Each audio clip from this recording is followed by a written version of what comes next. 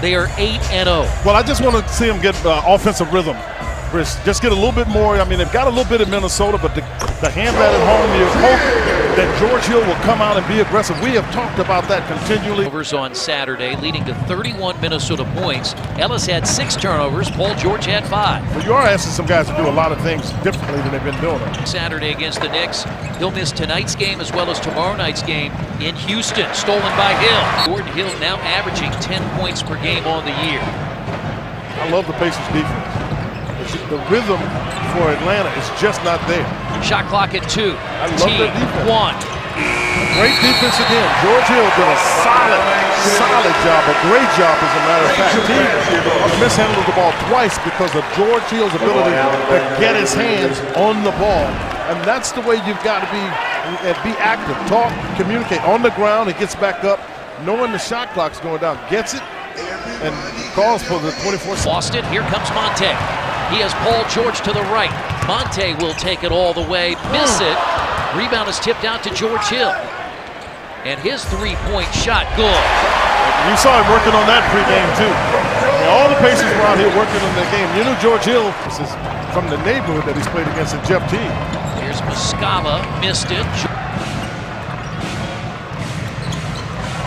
George Hill. Length, long arms. For Al Horford, he averages 15 per game.